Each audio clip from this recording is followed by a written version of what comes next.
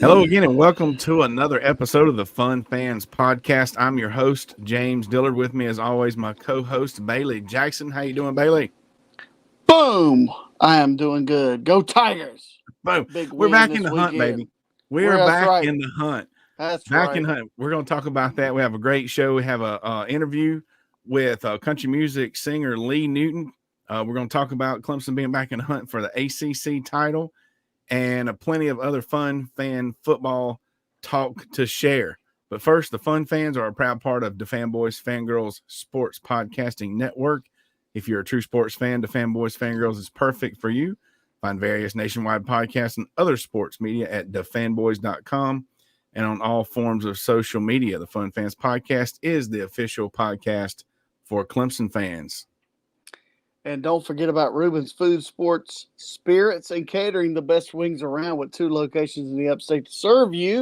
1083 Batesville Road in Greer and 11028 Anderson Road in Piedmont. You can find them at rubensc.com. Hey, Ruben's is simply a great place to eat for all Tiger fans and all sports fans. All sports fans. Cool. All right, let's roll this interview. It's great. So this week we have an artist on the show. This young lady grew up in Western North Carolina, and the town of Canton is her hometown. And she's a 3-time Josie Music Award winner, including the Josie Music Awards Vocalist of the Year in 2020.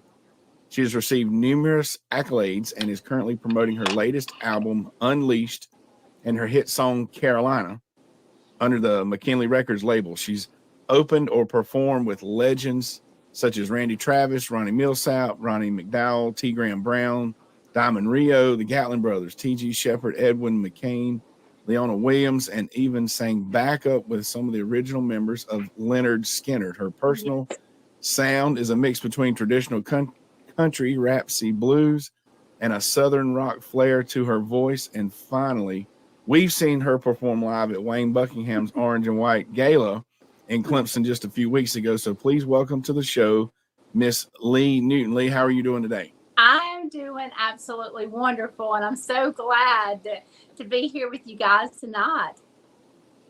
We're glad to have you.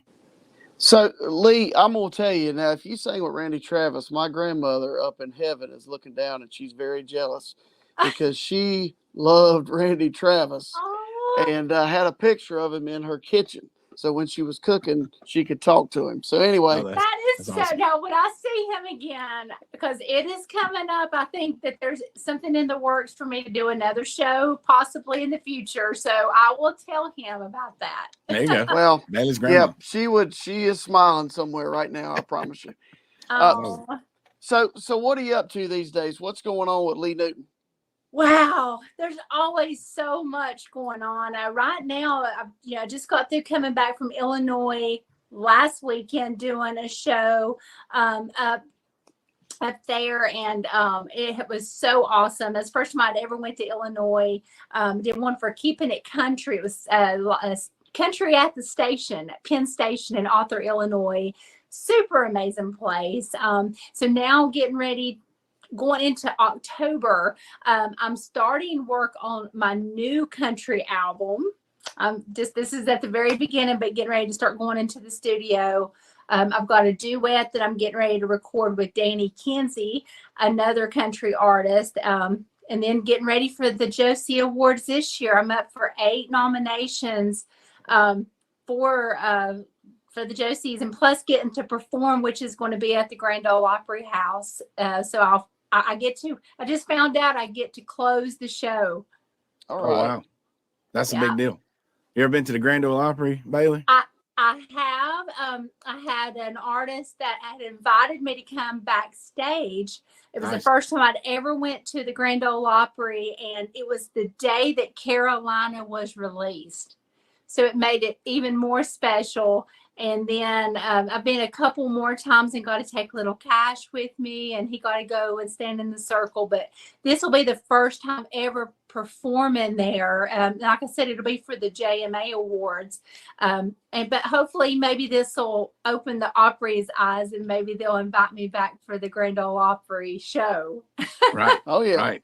That's extremely cool. Speaking we met you through Wayne Buckingham's Orange and White fundraiser in Clemson. So tell the folks, how did you get hooked up with Buck? How do you know him? How did that Well, start? I released my EP album, which was Undamaged, and it had a song called Strength of a Woman on there. And through Music Dreams USA, they had done an interview with me, one of the first ones that had interviewed me, and they were really good friends with Wayne. Well, they set me up with Wayne to do an interview, and it's like me and Wayne just clicked. He was like my brother from another mother, and he has been since then. But he fell in love with Strength of a Woman, the song. And every year I've went, he's asked me to come. I missed the first year, but I've been there. This was the third year that I've been, and it just feels so great. And the thing about it is, and I'm sure you know this, I mean, I'm a Bama fan, all Bama. And they have literally from day one, they knew that I was a Bama fan, but everybody from Clemson has just kind of embraced me and been so sweet. And I swear, like, I found myself putting on my Clemson shirt the other day, like walking around the house. I mean, but it's all for a good cause. And that just goes to show you at the end of the day, when you're raising money to help people, it don't matter what side you're on. Everybody comes together and you work together and you become family. So that's what Wayne is to me, and everybody else that I've met through Clemson. They've just become a family. Right. That's what I was thinking. Welcome to the family. So yeah, that's awesome. So had you ever been to Clemson before, or it was just for the events? Nope, I had never been to Clemson. The first year that I went, I'll never forget. I was like, okay, so I'm going to have to, I've got to wear a Clemson shirt. I feel like I need to do that, to show respect. And so I remember buying my first Clemson shirt and running into Grace and Marshall right outside of the door. And we walked up there to the autograph signing, and, him and Harold were just so nice to me, and, Cliff Ellis. And then, of course, Coach Danny, we talked the whole Alabama football, and it's just been a great experience from day one. So very cool. Well, being a Bama fan, do you get to go see do you go to their games ever? Well, or any and of their I'll be sporting honest, with everything that I've had going on, when my older kids were a little bit smaller, I would take them to Tuscaloosa and we'd go to the games, and just, I fell in love with the history and just Coach Saban and just the whole history of, Alabama and Bear Bryant and just, all of that. And my kids loved it. And actually my older daughter, when she was going to college, her first acceptance letter was to Alabama. She ended up going to Mississippi State. She just graduated there last year. So congrats. Didn't get no Alabama in there, but well, it's like Godfather 1 and 2 movies. You mentioned Bear Bryant and Nick Saban all in the same sentence. Right. I know. Right. I mean, and it's, and like I said, years and years and years ago, I mean, I was in my teenage years, I didn't know anything about football, or I didn't even know what I was watching, and I remember somebody had given me a Tennessee hat. And I put that Tennessee hat on, not knowing a lot about football. And when I was with my ex-husband, he grabbed the hat and threw it out the window and said, "No, if you're going to be with me, you're going to be at Alabama." And I have just ever since. But I learned the game and I learned the history, and I loved watching all the other teams play. And there's just a lot of respect. Now, there's a few teams I just be like, but there's some like Clemson, Georgia. I just have a mad respect when we play them. So it's just a respect thing. Very good. Well, so clearly Alabama's your team. Do you live in Nashville now? I don't. I live in Carolina. Oh, okay. Yeah, I live in Carolina. I've always lived in Carolina, but I do go back and forth to Nashville a lot. Okay. just between all the traveling and then, a lot of the interviews, some of the TV shows that I have been on, which that's getting ready to come out. I just filmed a huge thing for season 5 of Today's Nashville with Terry Squire, and it's on one of the gospel networks that airs in Nashville. And so I'm so proud of it because I got to talk about the new album, my new gospel album. Okay. But I got to tell my story and my journey, which was really great. And the gospel album, I mean, I've got duets on there with like Joe Bonzo with the Oak Ridge Boys and Rhonda Vincent, Queen of Bluegrass, and T. Graham Brown and Deborah Allen and Tony Jackson. I mean, I'm very proud of it, and it's actually been submitted by a Grammy member to possibly, hopefully, we'll know in October if it got on the first ballot of the Grammys. So Nice. Awesome. Yeah. Awesome. Fingers crossed. So speaking, kind of looping back to the Orange and White Gala, is that something that you think you'll be a part of year in and year out? Yes, Hopefully, most definitely. And I talked to Coach Buckingham, and he was saying, he wanted me to embrace it like, he's embraced it like his baby. He wants me to do and start maybe even bringing in some of my friends and making the music side of it a little bit more bigger as far as bringing some of the country artists and stuff in. Nice. Yeah, we hope to keep being a part of it and get our production a little bit, better. That was like almost like a trial run. Amazing. Yeah. I loved the fact that the gala and just everything was just it was a hot day. It was hot. Woo! Mm. It was hot. It was hot. It was so good. It was good. It was great. So where can folks that watch or listen to us, where can they find your music? Well, you can go to my website, Lee Newton Official, and it's Lee, Lee, NewtonOfficial.com. And, or you can find me on any social. I mean, I'm on Twitter, I'm on Facebook, Instagram, YouTube. If you look at me, you better hit the subscribe or the follow and tell me that you saw me on here, and I'll follow you back. I love interacting with everybody. Cool. I used to be able to do a lot more, but it has gotten a lot on the road a lot. It's kind of hard to answer everybody back. It's tough. Obviously, I found you on Spotify, and it's just good stuff. So everybody listening needs to find some Lee Newton, and we'll post stuff when we post the show and post this interview. And it's an easy search on Spotify, just like Fun Fans is an easy search on Spotify. Yes. Yeah, we're all there together. So, Lee, we appreciate your time. We appreciate you being on. It's nice to meet you, and we look forward to all of your future accomplishments here in the near future. Thank you so much. And be looking for the new album. I will have a Christmas album this year. And also we'll be doing, and I got to put this really quick. Me and my husband, he's an artist as well. We are doing with, I know, Grover Schenkel. We're doing a huge first concert in Statesville. We're just getting ready to announce it, but it's a really big concert. It's the first ever concert that we're doing together. So I'm pretty excited. That'll be in November 18th. So okay, sounds good. Awesome. Thank you very much. We appreciate you being on. Thanks for being with us. Thank you. See you guys. Hey, she's a hoot. That's right. And those two guys interviewing her they were very handsome. I agree. I mean, so the award she's up for independent country music singers. So that's pretty cool. And I have been to the Grand Ole Opry. Okay. I have not been inside, but I was last December at the Grand Ole Opry. Well, we went to a show once. We've only gone once. It was really cool. So we appreciate Lee, and that was a fun interview, and we'll hopefully see her again sometime, either at a concert and definitely at the Orange and White event next weekend with Wayne Buckingham. Now on to some football. Clemson back in the W column, winning record again, went up to Syracuse, took care of business.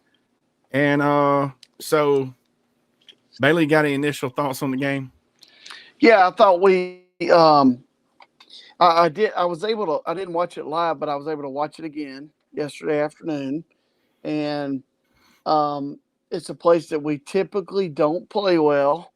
And we pretty much dominated the game. That's my thoughts. Now, somebody else on here was blowing up Twitter, and I don't know what for really. So I want to hear your thoughts. Yeah, I'm sorry. We did not. I don't think the score looks good. You know, if it's one of those things where Clemson went to Syracuse and 31-14 or whatever the final score was, but it was way too close. And here's why. It's not because Syracuse, they were 4-0 and they had put together some good games, but honestly, they didn't play well. They had tons of penalties for tons and tons of yards. We created or they had, multiple turnovers. And it was almost like we almost, we couldn't put it away. And it's the same thing. A lot of the fans have kind of complained about or whatever, and nothing's perfect and nothing's ever, gloried. I'm not getting into the spoiled thing. I'm getting into it's like we can't learn our own lesson. It's unbelievable how we continue to do things when the game is within or any point in time that are, it shouldn't be risky, but the way things are going this year, it's just too risky. And I don't understand how we're running the ball very, very successfully, and then we run a swing pass to a tight end. Who runs swing passes to a tight end? Well, Clemson. Yeah, but exactly. I'm gonna again.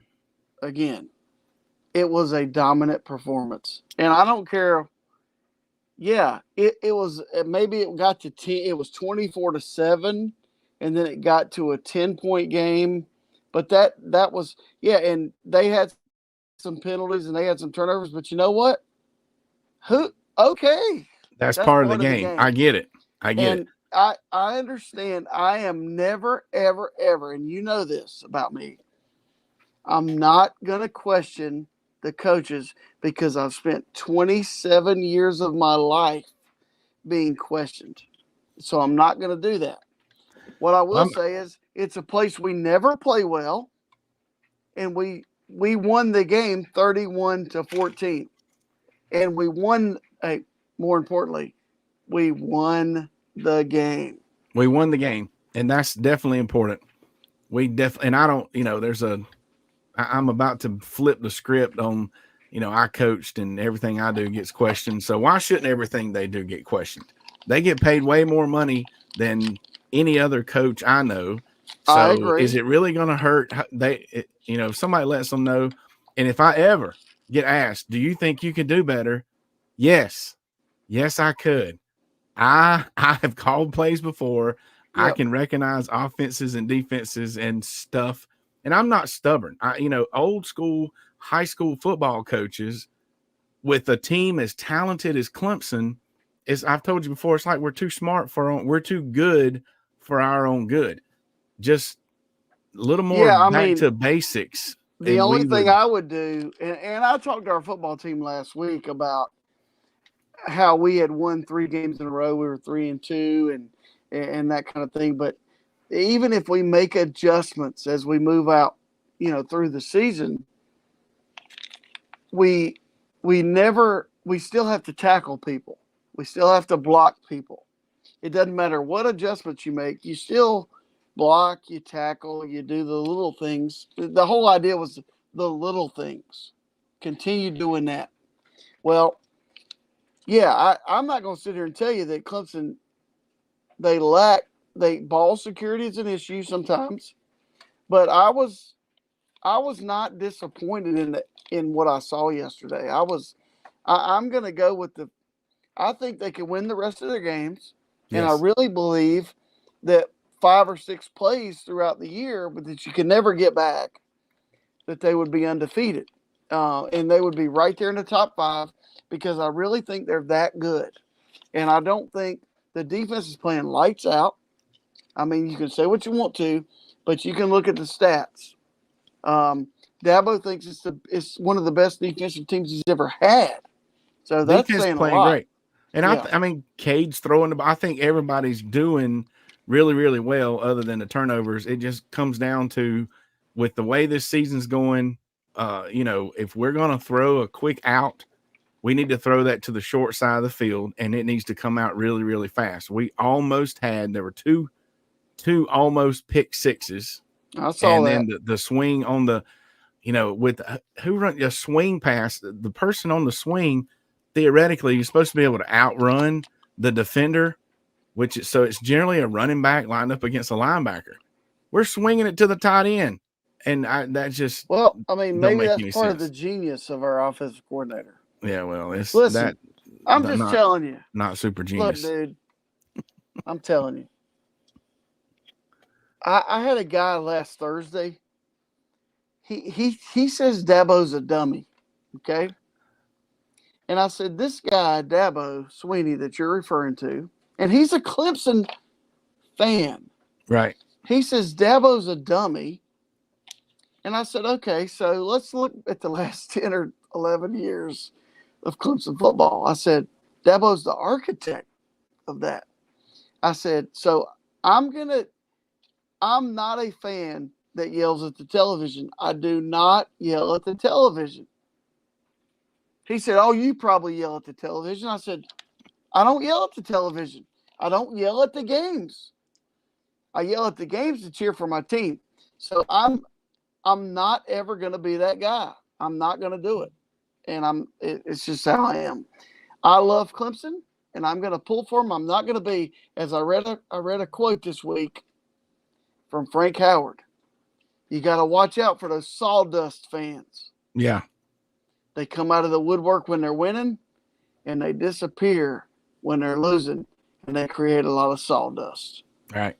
Well, I've been around since the 70s. I ain't going nowhere. No, so I'm all in, baby. And I don't think they're dummies. They're really smart, but I think they're being a little stubborn. I mean, come on, you about got to admit, and the stubbornness is getting a little bit old. And I'm not talking about the wide receiver screens. If it's there, everybody harps on that. It's just a little too much on the. It's, I don't know, trying to be too smart, trying to be too fancy. But you said something that can segue us into the other part about how we can win the rest of our games. We're definitely good enough exactly right to win the rest of our games, which goes back to why we are in the hunt. We are back in the hunt, and it's not because I saw somebody thinking that Notre Dame beating Duke was, gave them one of the 3 losses that don't even count. Pay attention, that don't even people. count. Pay attention. That's right. But Duke still has to play Florida State, NC State, Miami, North Carolina, a couple other folks. And it is extremely unfortunate. And I don't know what the biggest report is, but obviously Duke is beatable. Notre Dame it's like they let their foot off the gas and gave them the opportunity to come back. And it's extremely unfortunate. Duke's quarterback got hurt. That's exactly what I was getting to. And I don't know what that is, but it looked like at minimum a high ankle sprain, if not fracture. So he's I'm just guessing he's going to be out a minute. And even when a lot of times, even when especially if you try to come back too fast, and he's the engine of their offense. I mean, everybody agrees on that. He's a very good player. Good player. So I think it is extremely I felt like it was highly likely before anyway, because I said last week that us losing to them was a fluke.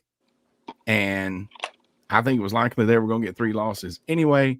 And now I think it is almost inevitable that they will get 3 losses.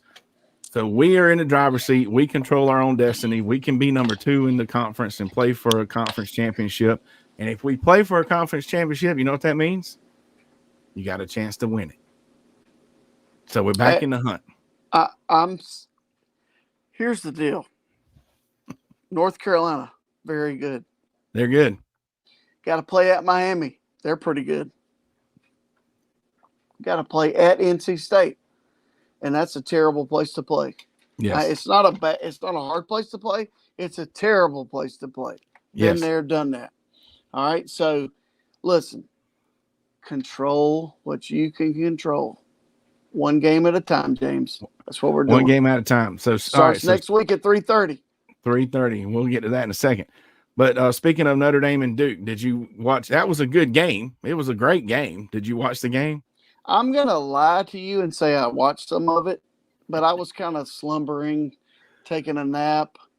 Well, the bottom line is, did you see the end? Did you see how it ended? No, I just on the highlights. That was, well, that's fine. That was unreal. The way Notre Dame, Sam Hartman on that 4th and 16, and then I assume they were just running the ball to run some timeout, and they were going to kick a field goal, but then the guy bust. They didn't look like they let him go on purpose, but and then they ended up covering. You realize it was a 5.5 or 6.5, depending on what time you placed for those outside of this podcast. I don't gamble, so I really don't bets. know. They went from losing the game, down by a point, to covering a 5.5, 6.5 point spread in 2 plays. Right. It was a turn in Vegas. If you've ever watched ESPN and seen Scott Van Pelt, has the Bad Beats segment on his, and it's great. That was definitely on there. All right, the Colorado we talk about the prime. Is this going to be the last week we talk about the Colorado prime timers? Because here's what happened. I don't know if you watched. They got hammered again.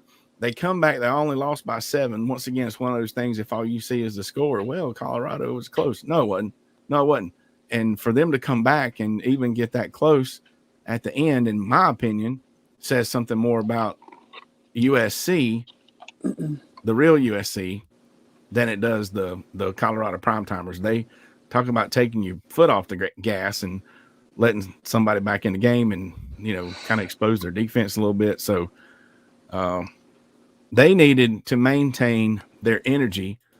So they needed some W energy drink. Scan this QR code or go to WGG, w.gg, and enter code FUNFANS for 10% off.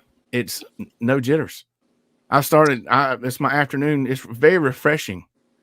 Way more than so I've replaced my afternoon cup of coffee with that stuff, and it's really good. It's much more refreshing, and it's as far as kind of getting unsleepy, I don't get all hyper or whatever. You just get unsleepy, just like you get locked in. Get locked in a little bit better. Finish the day off. That's right. Maybe I should do that. You should. You should get your QR code, or just go to WGG and enter promo code FUNFANS. All right. Do you know it was created for gamers? Like I saw that. It would lock you in to game all night. I'm not a gamer, but I get locked in just to finish the beautiful work day. Listen, when I put this recliner back in recline position, it's good night, Irene. That's locked in. Yeah. That's what's called being locked in. That's what I call locked in. All right. Other notable games real quick. Our friends in Columbia had a big conference loss. Did you see what Rattler said about this was their Super Bowl? I do not pay attention to Spencer Rattler's comments. Y'all, if you watch this show, we don't go there. I'll give our own coaches a hard time more than giving our rivals, picking on them or whatever. But he made reference to, good for Tennessee. It was like it was their Super Bowl. I'm like, come on, man. No. That's the last weekend in November, big boy. Well, and it was a revenge. It was a revenge game and all, but good Lord. Absolutely. You don't think they were mad about last year? Jeez. Of course they were. Carolina's offensive line is inept. All right, so fix that, Spencer. That's right. That's all I'm saying. All right. What about any other games? I'll tell you what was a good game. Just one more, and we talk about the fun games on here. I know there's Texas one and also Michigan, blah blah blah, whatever. That's for everybody else to talk about. We talk about the fun games. Ole Miss versus LSU. That was a fun game to watch. If you didn't get a chance to see that one, that was a close one. And obviously not a fun game if you're an LSU fan. But see, all right, so let me ask you a quick question, Bailey. LSU has the same record as Clemson. They've lost to Florida State, so that's one of the same teams as Clemson.